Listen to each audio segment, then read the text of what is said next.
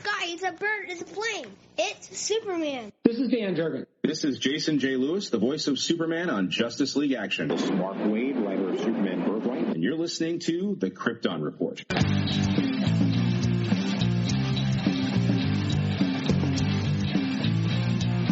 The Krypton Report podcast is dedicated to all things Superman, Supergirl, and the planet Krypton. We discuss movies, TV, game, comics, and all things DC. So join me, Tyler, with my co-host James and Jania. Welcome to 2222, part 2 of the Two-Face two-part episode. And today I'm joined by not one, but two ghosts. The two better halves, other halves. I had Jania, and now I have these two. So I have to bring the other two of my personality. I have with me Mr. James Cole. Hey, Tyler. What's up? There's a lot of twos. Yes. You know, the only date that would be better is in 200 years when it's 2/22/22/22. So we'll talk again in 200 years. So should we just record a podcast and then see if Libsyn will let me sync it for 200 years from now? Be like, we're receiving this. This is our Right. Two-Face podcast. And then the other two to our would two actually be amazing. is Bryan. If you could set it to upload again in 200 years. And, Hey, Bryan. and they're like, oh my God, what is this from 200 years ago? They're like, what are podcasts? Yeah, right. What are We just beam podcasts? it directly into our brain. No, 200 years from now. Oh no. We'll be like the fat people in the Self-help floaty podcast. chairs in Wall-E. See, I don't 200 see. years. You know what I foresee the future being like? Mad Max. Because we're just going to screw ourselves over and just become a post-apocalyptic world. Like, the electric's going to go out. We're going to have to go back to being primitive people. That's really where I see us in 200 years. Oh yeah, primitive people. We're either going to be primitives or we're going to be in a war against the machines. Dude, we are in a war against the machines. We just don't realize it. And it's one of those, we don't see it, and then all of a sudden we're like, oh, it was so obvious. I mean, come on. All right. I can't even say it because I don't want to spoil anything for anybody. But for all of our listeners, little side note, if you saw the last 2 episodes of the Book of Boba Fett, and you know what I'm talking about, that's computer technology on a whole new level, and it's scary. I haven't watched the Book of Boba Fett yet. I mean, it's been spoiled Hasn't been spoiled for me. probably has. Nope, not yet. No, luckily It's really I haven't good. seen anything. I haven't read anything on anything Star Wars coming up. The only thing I've seen is Kenobi coming out, and I'm pretty sure I'll watch Book of Boba Fett before May when Kenobi comes out. Yeah. Kenobi's coming out? Dude, they announced that back on... May 25th. Yeah, they announced that I know. also. I was thinking. I was say back when they did everything's coming to Disney Plus in 200 years 2022. Yeah, 200 years ago. But back to Two-Face. So Hi, I'm Bryan. Hi, this is Bryan. Hi, Bryan. Hi, James. His name's not Ernie anymore. This is Bryan. The Life of Bryan. Ice. I'm ice. This is Ice. So this episode is going to focus on Two-Face in the comics. Last time, Jania and I discussed Two-Face in other media and how he's been depicted, and we had a long conversation. And, part of that was the fact, and this is something I was going to bring up with the comics, is Two-Face to me is Batman's one of his greatest villains. Absolutely. Because not only is he a Batman villain, he's a Bruce Wayne villain. And it seems like in the comics, he's just kind of disappeared. No one's done a really great Two-Face story in a long time. And I will ask this. I'm not saying this with a definitive answer, but is there a great Two-Face story? Yes. And that's part of what we're going to be discussing today. So, Yeah, I think there's a few great Two-Face stories, but there's not good follow-up, if that makes sense. Like Like he comes out of the woodwork, does something, and then like he's gone again. Yeah. Like no lasting effects. Yeah. yes, like they'll do a story, Two-Face will be featured, and that's kind of it. And he just kind of goes back into hiding to show up a little bit later, and then that's it. And we Right. might see him again, but we'll be like, oh yeah, Two-Face. And it's kind of weird. I mean, well, I which is probably why I think like the animated series story is probably one of um, the more popular, the better stories, just because of the fact that he has a personal connection. You know, there's a human element to that with his wife, his connection to Bruce Wayne, and his personal connection with the job and everything else. yeah, absolutely. You know, uh, I I think pre crisis. Well, we'll get into it. So let's But, jump in yeah. first. Let's just start with the history. Who created Two-Face? That's a good question. Well, Two-Face. That is a good question.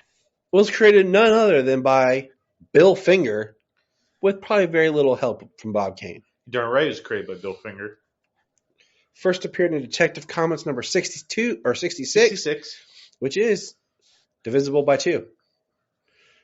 Then, August 1942. but do your notes say anything else? So his first appearance in Batman's Detective Comics 66, it was actually a 2-part story.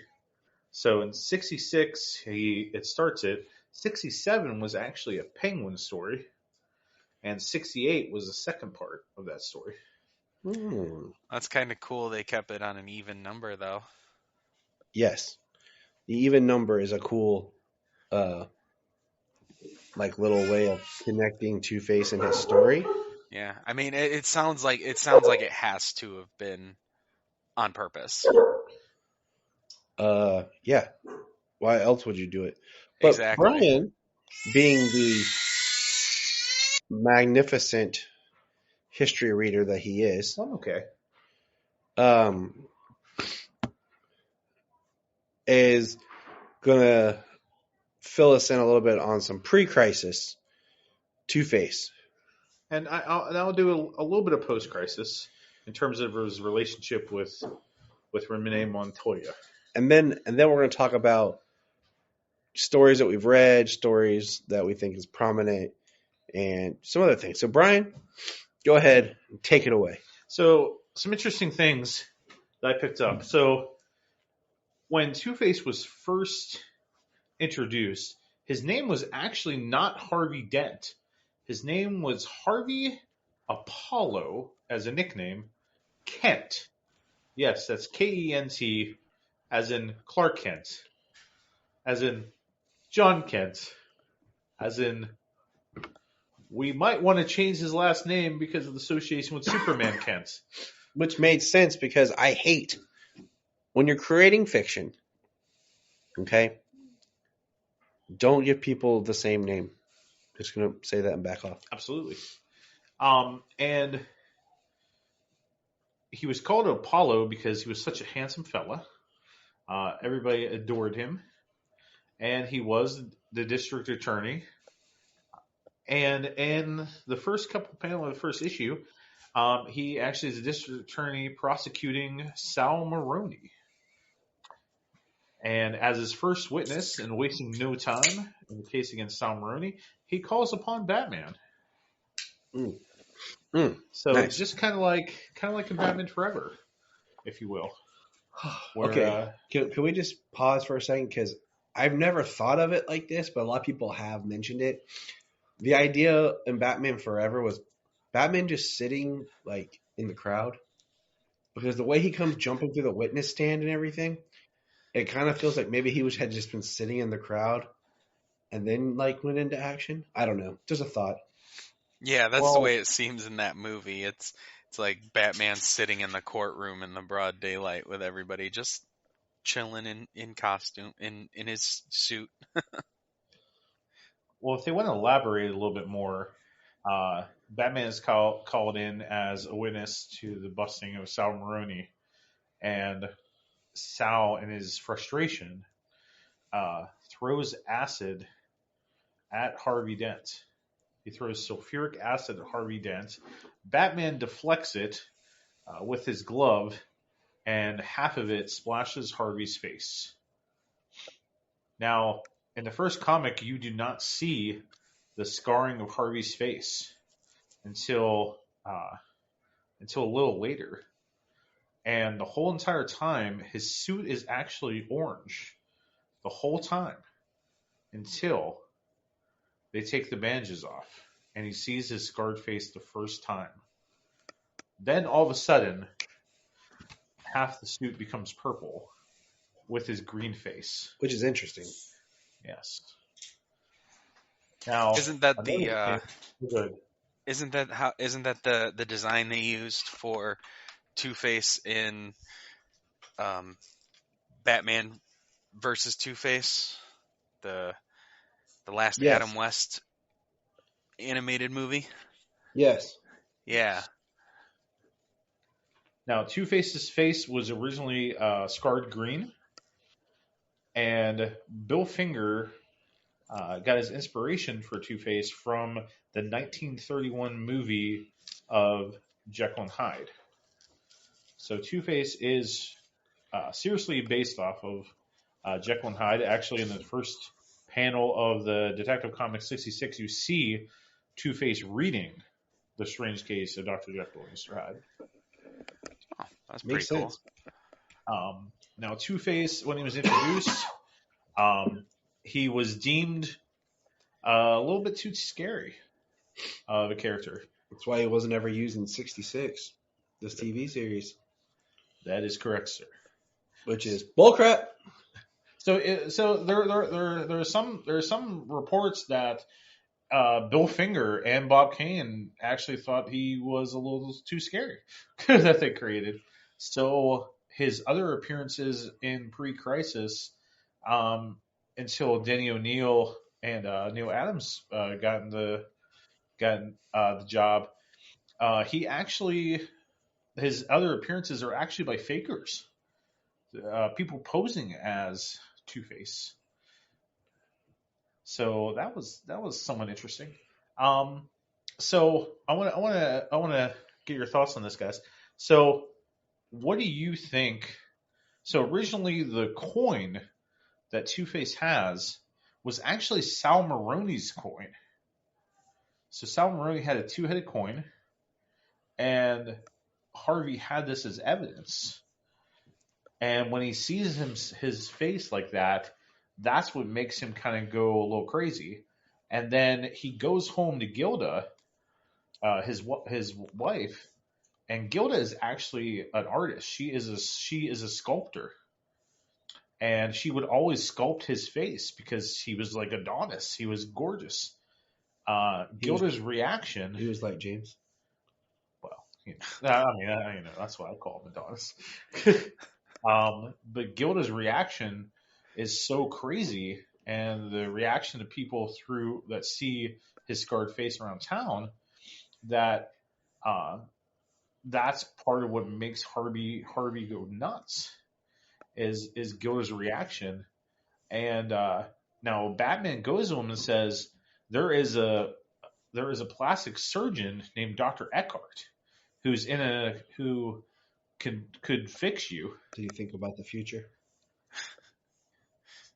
You ain't got no I knew you future, were going to say Jack. that. I knew you were going to say that. That's right. But Eckhart is like a leading plastic surgeon that actually got thrown into a concentration camp. Because remember, this was the early 1940s or mid 1940s, where World War, this is 1942, right? Yeah, 1942. So World War II was going on. So they used it as part of the story of why Harvey couldn't get fixed. Because the one surgeon that could do it was in a concentration camp. Now, later on in the comics, he will fix Harvey. And we won't see Harvey till much later into the 70s, kind of with the return of Joker and the more serious tone as the Bronze Age begins. We don't really see him too much. But he takes Salmaroon's coin and scars it. And in that first adventure, this is really interesting. In the first adventure, he actually, if he flips it on the good side to make decisions, he actually acts as like a Robin Hood. Like he'll still do a crime and steal money, but like he'll pay people's mortgages.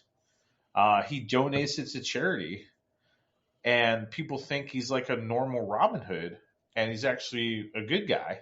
That would be a really fun to explore more, like you just said, where he flips the coin about doing the crime, and then flips the coin what to do with the money. Yeah, and he's both a hero and a villain, even to himself. Yes. Right. Well, what is it? What is it? Really buy into that. I mean, like, what would it would be interesting if the story, because like he flips it, like if he should shoot somebody, but like if he flips it one way, Two-Face makes the call. If he flips it the other way, Harvey makes the call. So like he would be doing horrible things, robberies, killing people, whatever, and then on the other side he'd be helping people, rescuing people, saving people, doing something that Harvey Dent would do. It would be interesting. Now, let me ask you guys a question. Do you consider it Harvey as one side and Two-Face as the other? Or is it Harvey on one side and then Two-Face is what they are when they're together? Like, Two-Face is the name given to both of them. Because I don't think of it as like Two-Face is the burnt side. Like, Two-Face is what's happened to Harvey. So it's like Two-Face is a label that's on him for both sides of himself. And they try to distinguish, that and talk to Harvey, and he doesn't recognize himself as Harvey. Like, he is Two-Face because he is of two minds. I think of it as there's Harvey, then there's Big Bad Harv. Then there's Two-Face is just the symbolic name of the struggle. Right. See, I don't even know if I really like the Big Bad Harv. Like, I don't mind. Or just Harv. I don't mind, like, the idea of him having, like, anger issues and problems and a temper. But, like, on the animated series, I didn't like the idea of having a complete alternate personality. Okay. And then the scarring brought the alternate personality out into one side of him. I don't know. I really like the idea of him being fixated as of two minds of right and wrong and losing his ability to make decisions on what is right and what is wrong. So he has to follow the coin. There you go. Like, more so than being this personality versus this personality so I don't know. It's an interesting perception, but I just wanted to ask that as far as what we call him. What do you think there, James?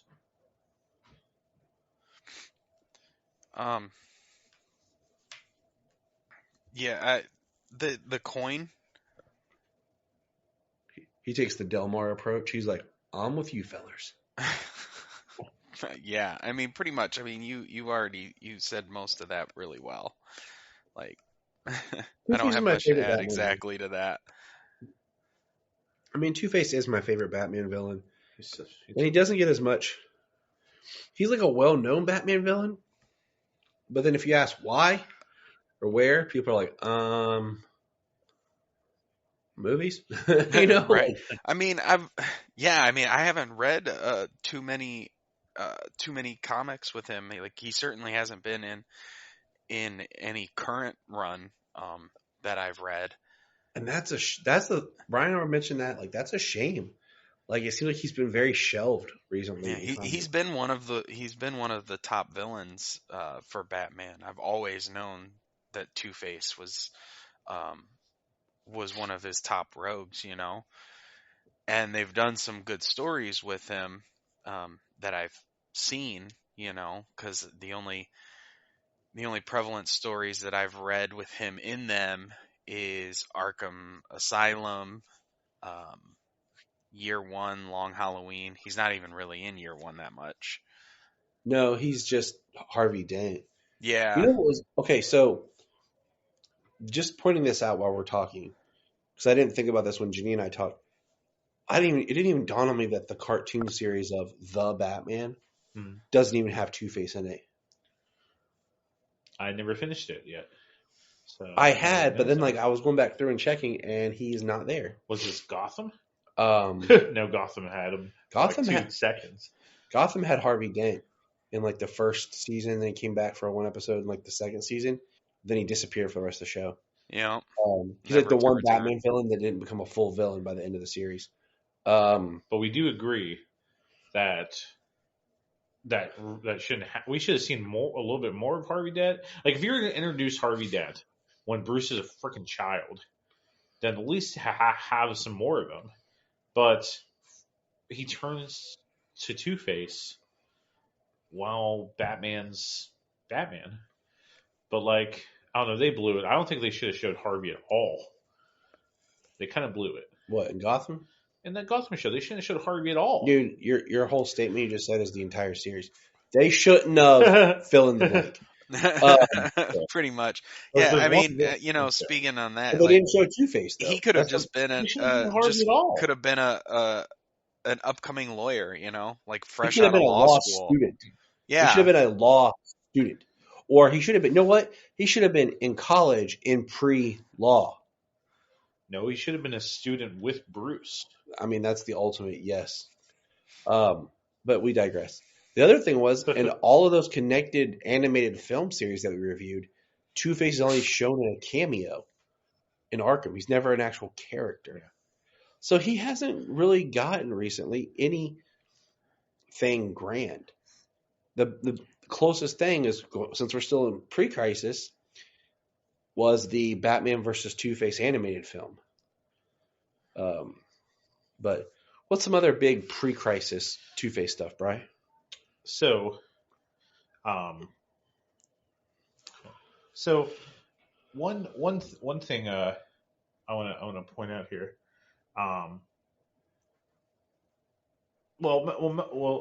So there isn't much that's pre-crisis Two-Face that actually is Two-Face because of the imposter stories. That's crazy. So you do get him to come back a little bit with Denny O'Neil and such, but he's still sparingly. Like he does come back for a little bit. Now originally in pre-crisis, in terms of Jason Todd's origin, Jason Todd's origin, he was the one that killed Jason's parents. That was part of it. Like Jason's dad was kind of pre-crisis. Jason's parents were actually part of the circus. You mean when it was just cut and paste Dick Grayson? Absolutely cut and paste, without a doubt. Wow. Yes. But we'll make him blonde. Wasn't that like the only difference? I think yes, if I remember right, pre-crisis, Jason. No, because Jason, he dyed his hair. He did dye his hair. He dyed his hair to be. I can't remember if that's when the red or the blonde was, and then they had him dye his hair. It was red. No, I think it was red hair. Okay, it was always red then. Yeah, and then he dyed it black. But post-crisis they changed that. Yeah. And now I don't know if you would put Robin Year One. Yeah, no, you put that post-crisis as well. But in a pre-crisis story, and I couldn't find in my notes what story it was, but Two-Face, Batman admits that Two-Face is his most feared villain. Two-Face is the villain that Batman is most afraid of. Even more than Joker. Even more than Ra's al Ghul. Two-Face is the one he fears the most. Now let's talk post-crisis, because that's where a lot of Two-Face stuff happens. Post-crisis. All right. So I think first off, if we're heading post-crisis, the most famous is Long Halloween. No doubt. And yes, that's a Harvey Dent Two-Face story, but it's also all the other characters are involved. Like all the other villains are in there as well. Now I read Two-Face Year One. If you've never read it, you should read Long Halloween, then that book, because well played. that book is like the companion to Long Halloween. It's like every time, like if say we're here right now, okay, and Harvey, say you're Harvey, Bryan, and you walk out the door. I would love to be Harvey. And I'm talking to James, and then you walk back in. When you walk out that door, what goes out there, that's Year One.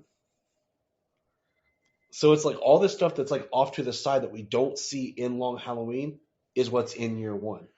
So it's very much a companion piece to it. Yeah, there's a nice scene where Commissioner Loeb comes in, where Commissioner, I think it was Loeb, he calls him Gil. Yeah, it was a very... He comes in and he's, you're going after a businessman, and points to the board, and they've got Joker and Scarecrow, and then then Holiday with a question mark. Yeah. Like, who's the Holiday killer? It's a very fun read to butt up with Long Halloween. So I read that one. Post-Crisis is usually where most of my Harvey Dent Two-Face comic knowledge comes from because of Long Halloween. And then I recently reread the Face story, which was interesting and good because it takes place in Batman and in Detective. And I think it's like the real story, like the heaviest part of the story. I think it's 6 issues. This is the post-Infinite Crisis, right? Yeah, because that's the part of the 1 year later. Yeah. I'm almost there in my DC history reading. It's interesting because it's like you read, I think, Detective, and it's very strong with the storyline, and then the Batman issue connects and it's part of it, but it's very light. And you really feel like the heart of that story is the 3 detective issues.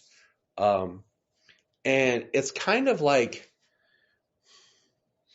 it reminds me kind of like Hush with the way the story's like this mystery, but there's certain beats in it that have been repeated in other Two-Face stories.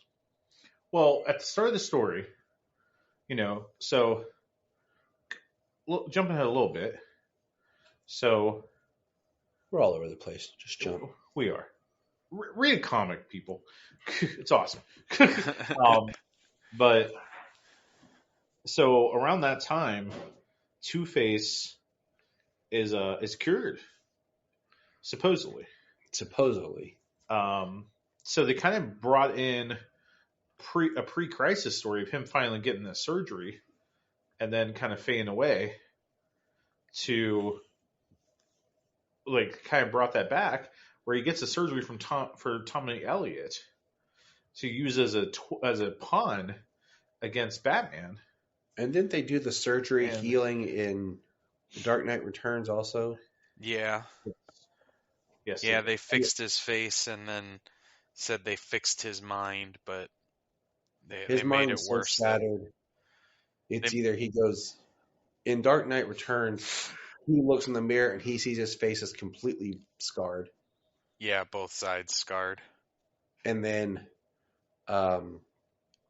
in every other place, it's like he just recuts his face and does it over again because he just he's forever altered. Like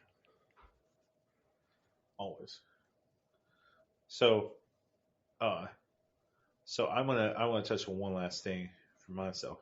So, what do you guys think about Gilda and Harvey's relationships with Harvey's relationship with Gilda, and just like really any possible female, um, comic wise? Like think Dark Halloween and everything.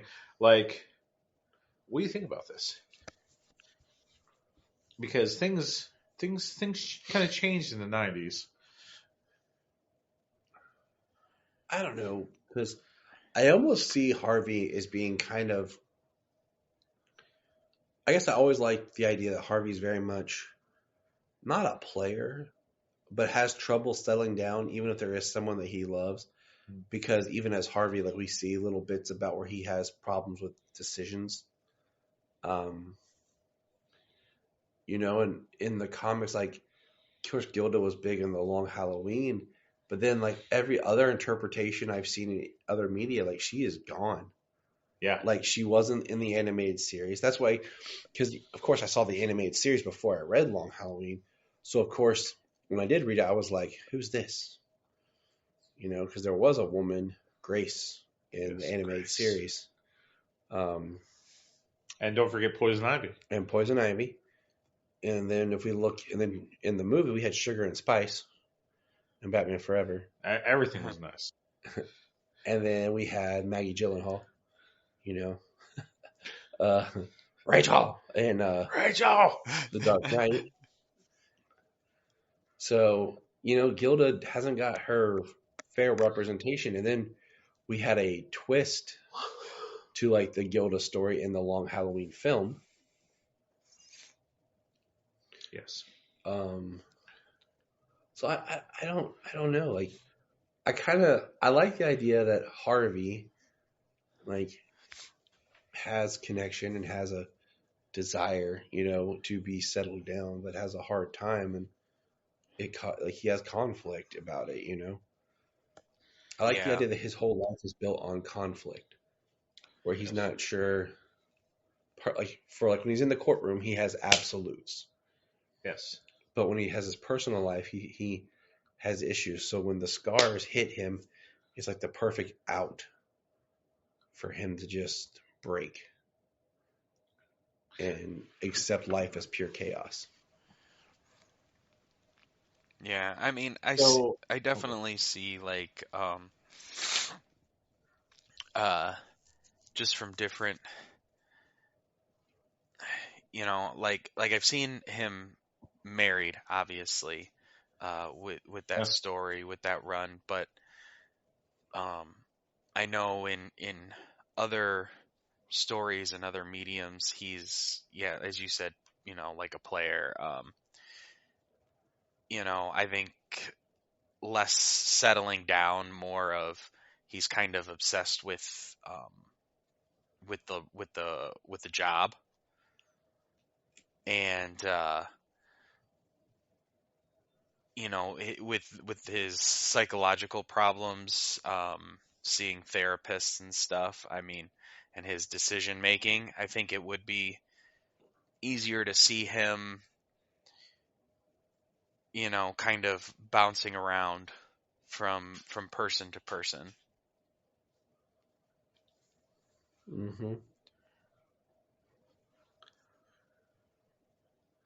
I'm just kind of thinking here, like, the more I look into it, like, there really has not been a really good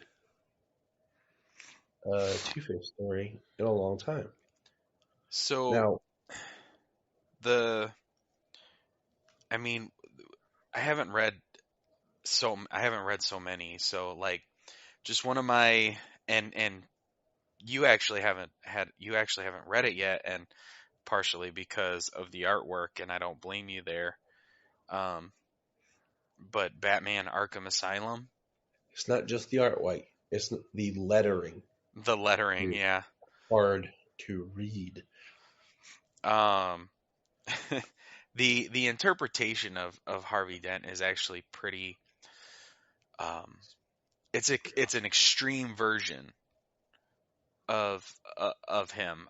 Like, so what the doctors at Arkham do for him or do to him is they try to break him of the choice of flipping the coin to make a decision. So they continually increase his choices by using different methods. Like they introduce a dice to him, so that way he has more. So that way he has up to like 6 choices to make, and so on. And they talk about how they give him tarot cards, and just they're trying to increase that so that way he's able to make a decision on his own without something telling him what to do. And instead of helping him, it made more problems for him. He couldn't make a decision. There were too many choices. Like in the book it even says that he couldn't use the bathroom. He couldn't make the choice to use the bathroom because there were so many different choices for him to make. And what's really cool is Batman, like all of the rogues in Arkham Asylum have Batman cornered, and they leave it up to Two-Face to what they're going to do to him. And Batman gives him his coin back to make the choice. And he flips the coin, and the coin lands on Death, but he actually lets Batman go. That makes sense. I do want to read it because I did just receive a copy of it. So I am excited to read it, Yeah. Well, it's the thing is, it's not one of those stories because, it's Grant Morrison, right? So it can be anything. Right. Like, it's not one of those stories where Grant Morrison is writing Final Crisis and he's talking about the orrery and the freaking bleed and the miracle machine and the fourth world and like all this like mind-bending dimensional time and space stuff that he does. This is Batman and his rogues gallery, like a mental dive into those characters. And that's why it's interesting. That's why it's so different. And then of course that artwork.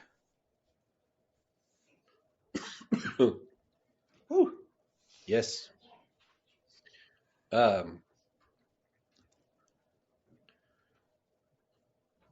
I'm trying to think of. Bryan just had to step out for a second. See, he's all our knowledge. What the heck? Like, now we got nothing.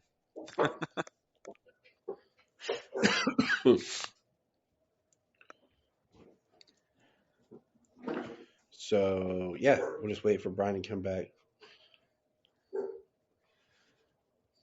But anyways, so in comics, there was more recently, like if we want to talk about anything substantial recently, was in Jeff Johns' conclusion to his Batman Earth 1 books. We got the third volume had Harvey Dent in it, but the twist was that he had a twin sister. And the twin sister actually like absorbs the personality of Harvey. And that becomes, when she's hurt and scarred, that becomes her Two-Face persona. So one side is her, and then the other side is Harvey as the bad side. Yeah, those Earth 1 books are pretty good. So that was probably the biggest.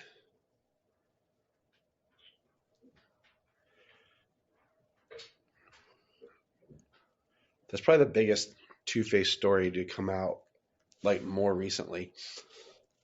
Yeah, and the only issue I have with that is it's been a while since I've read Earth 1.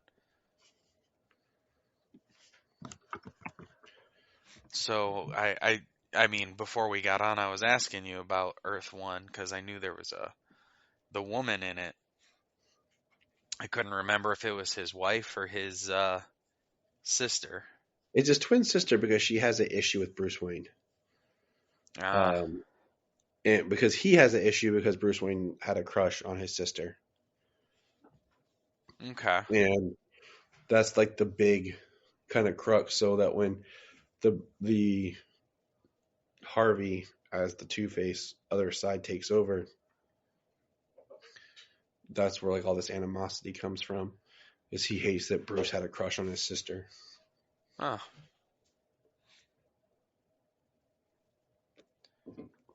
So I'm gonna pause. Hey, there's Big Bad Bry. Welcome back, Big Bad Bry. So Bryan, before we got on mic, you had shared with me What do you want? About the Mad Hatter that you'd pulled up in the revelation you had about Two-Face. You're so handsome. Thank you. Oh, hey, Appreciate yeah, that. yeah, dude. This was awesome. So yeah, this is pretty dope. So, in my history of DC Comics reading, so I just want to point out something really cool. Okay. Well, I thought it was interesting. For all you listeners out there, and you guys too, you got to read Gotham Central by Ed Brubaker and Greg Rucka. Okay. You have to read this series. It is amazing. It is what the Gotham show was supposed to be. It was. And what the HBO Gotham show might be. Hopefully. That was the original pitch, was to be like Gotham Central, and they're like, It is so good. no, we're gonna do this. So, between Brubaker and Rucka, if I said his name right, I hope I did. I think so. It sounded like you said both of them right. Okay. So they split the writing duties. One writes the day shift of Gotham Central. One writes the night shift. That's cool. Oh wow, that's awesome. It's so good. The first story is basically about someone on the night shift's partner dying as they investigate a kidnapping of a child. I won't get in more into that, but it ends with a confrontation between a detective that lost his partner and Batman. And basically, he says to Batman that we're the police. I just want you to know that we solved this. We took care of it. Not you, us. And Batman's like, that's the way it's supposed to be. Batman's like, good. He's like, doing your good. job. Yeah, right. Like, it's just so good. So, in one of the stories that I just read, that I think it goes from, I apologize, guys. It goes from, I think, issue 5 to 10. Okay. But in it dwells on Renee Montoya. Yes, that was the other thing I wanted you to talk about. So it kind of starts in no man's land, this somewhat of a obsession by Two-Face of Renee Montoya.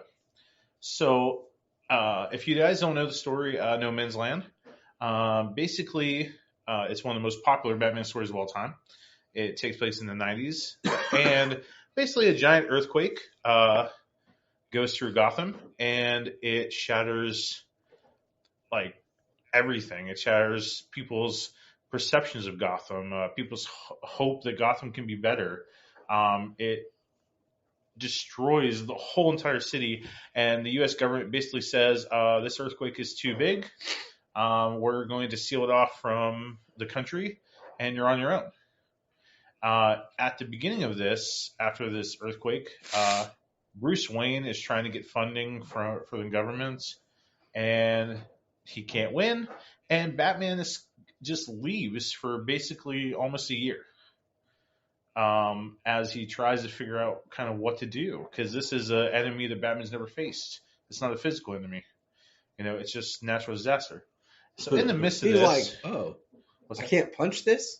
Yeah, precisely. So Gordon's kind of left on his own to kind of gather the police around, and Renee is part of that team, and so is Bullock, and Gordon makes a deal with Two-Face to get more weapons.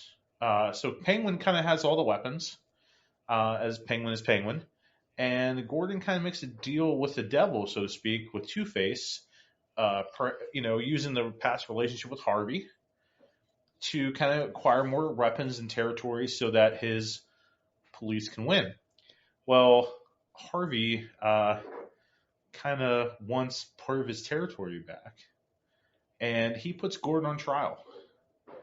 And I won't spoil the whole entire story with it. Basically, Gordon says, okay, if you're going to put me on trial, I want Harvey Dent to defend me. So you have the Two-Face, or the evil side of Harvey, persecuting Gordon. The big bad Bryan. The big bad Bryan, while Harvey Dent is defending Gordon. And it is in... what issue number is that? Whereas it is Detective Comics 739. It's like part 40 of No Man's Land, because No Man's Land was years long. No Man's Land is crazy, just a side note, because it's one of those stories that so many other stories have cherry-picked. Yes, so many. Like The Dark Knight Rises, Yep. cherry-picked from it. Gotham, and the last season, cherry-picked from it. It's one of those where it's like, it's so monumental that everyone's like, we're going to take little pieces and ideas from this thing. But Because it's interesting to have a story where the citizens are kind of on their own, and but it's totally cherry-picked. But in this issue, a Detective Comics 739,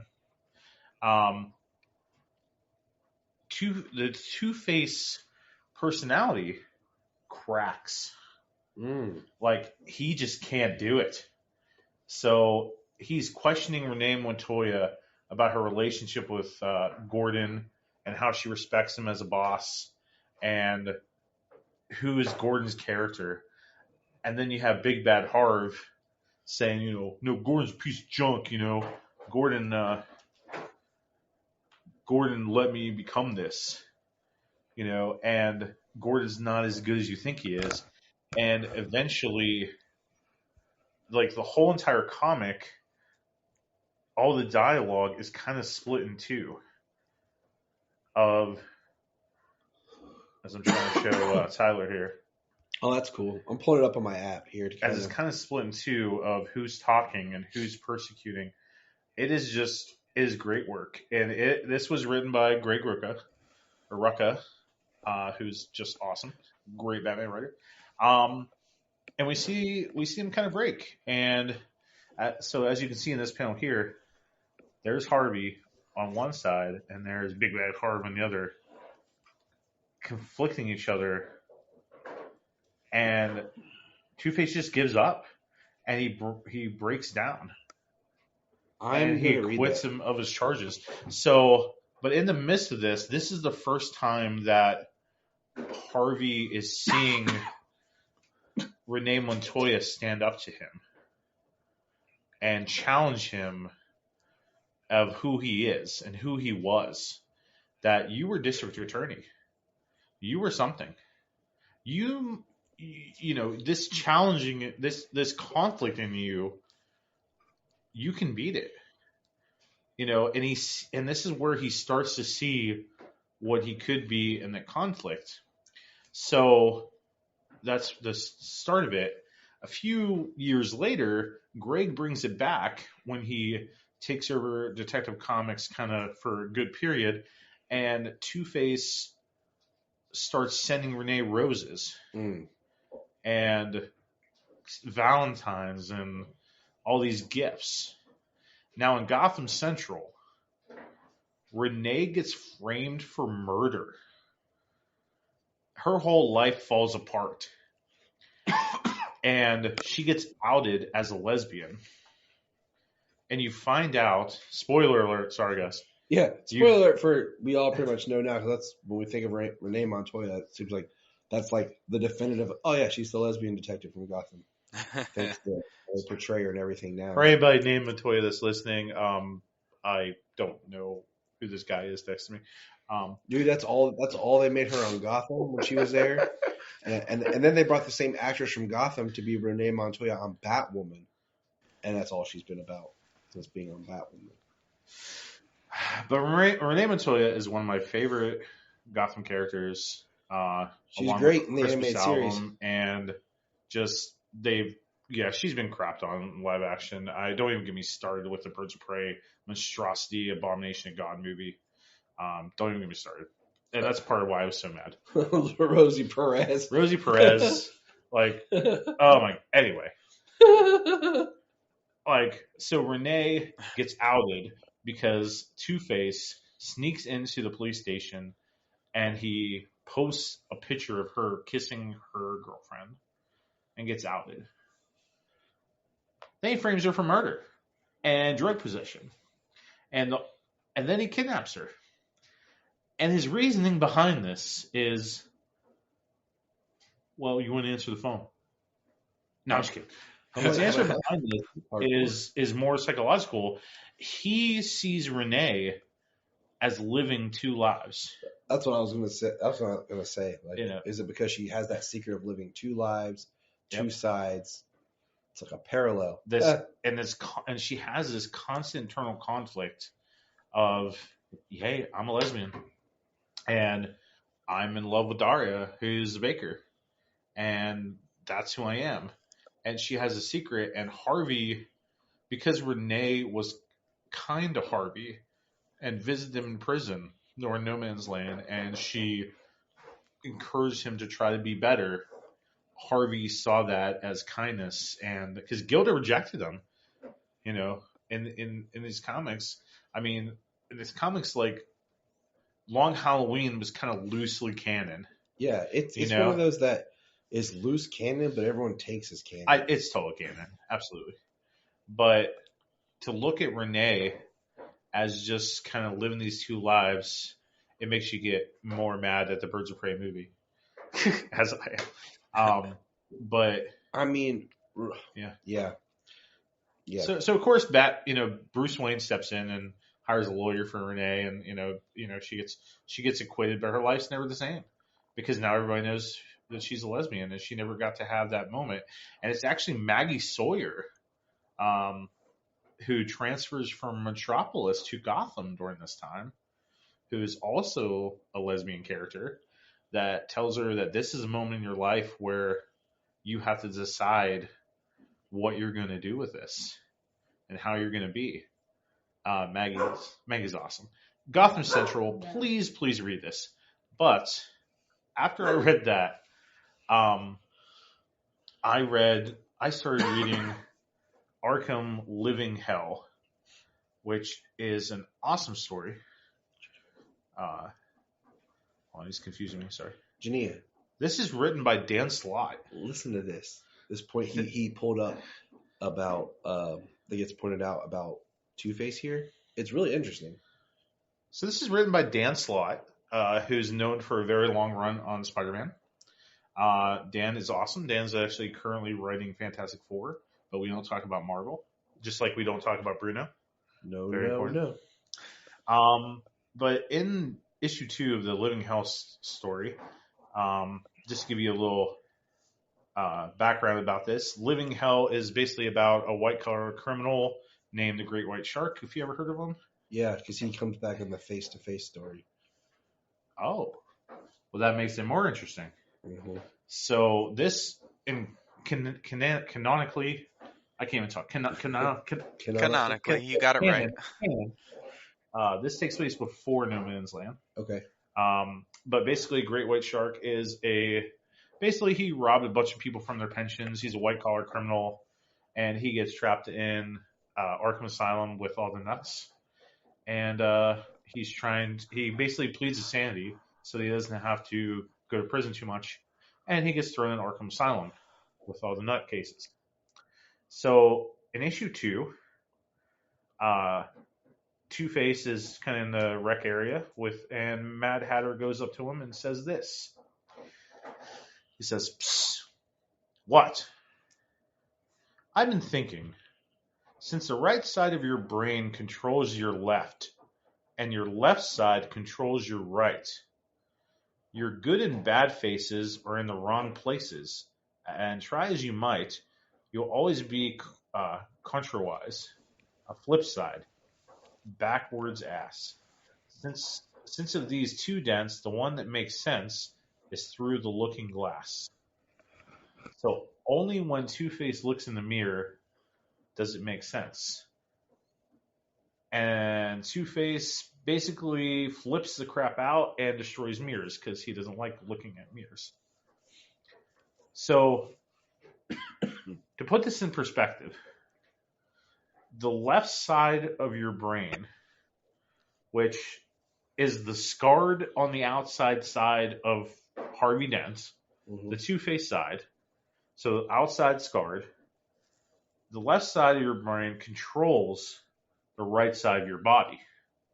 So the left side is responsible for speaking, reading, writing, listening, grammar, number skills, computation skills, analyzing information, reasoning, logic, sequential thinking, time awareness, and it controls the right side of your body. So this left side that is physically on the outside scarred is controlling that right side that is the Harvey side. Okay? Uh-huh.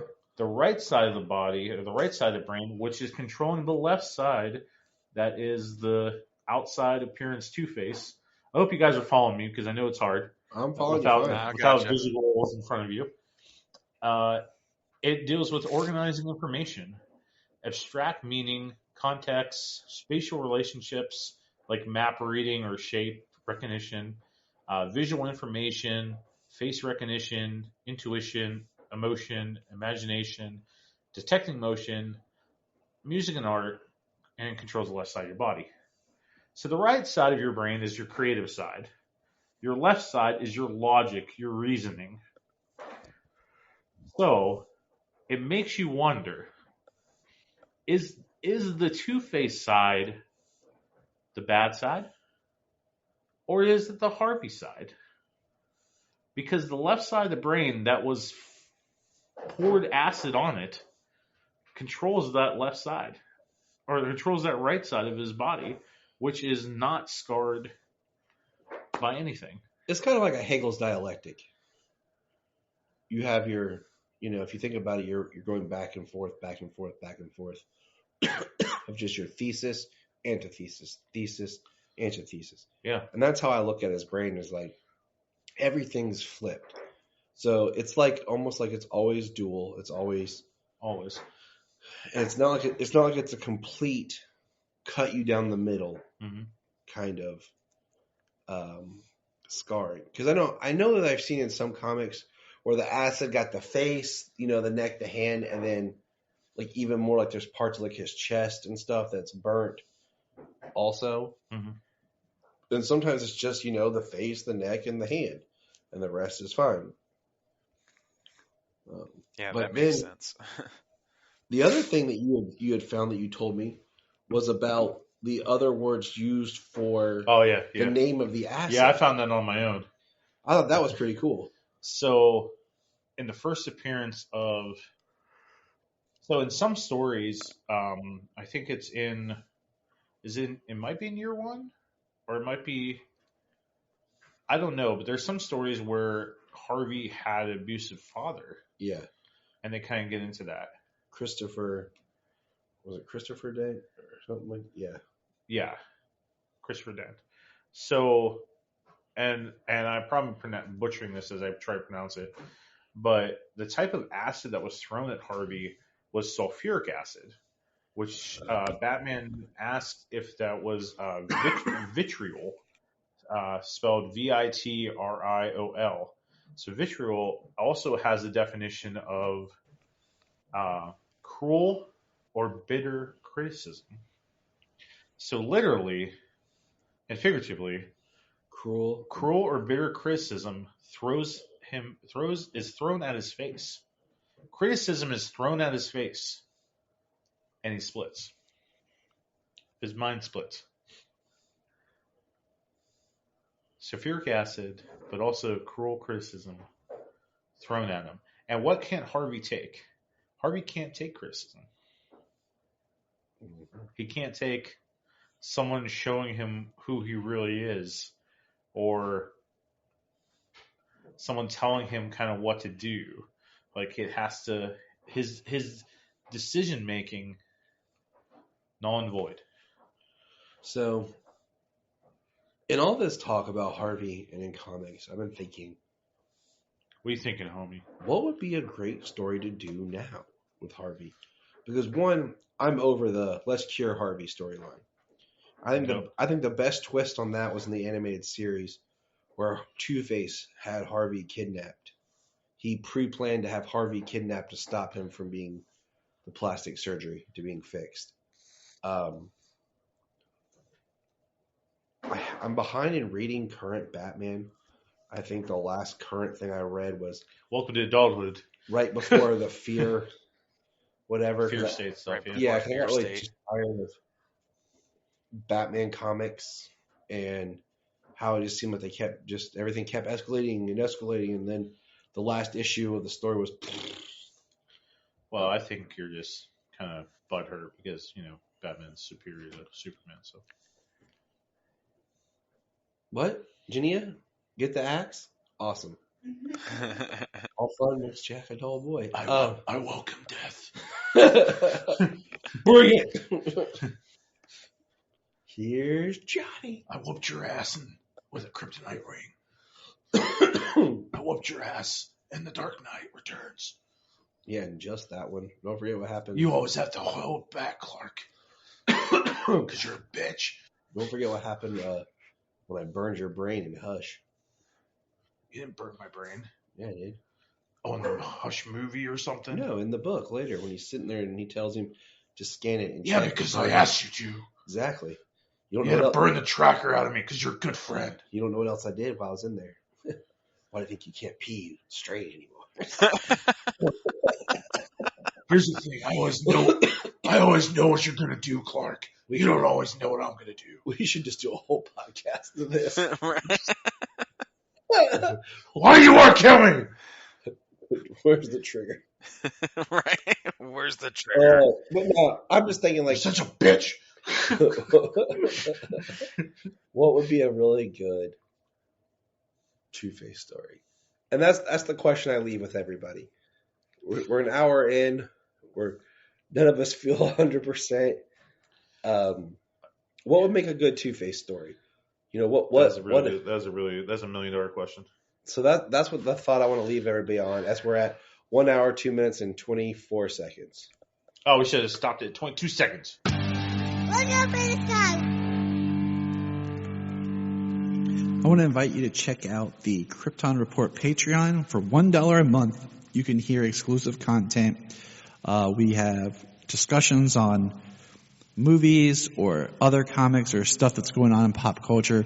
We have guest appearances, and we have plenty of fun times. We also have movie commentaries that we like to do. It's one of our favorite things to do.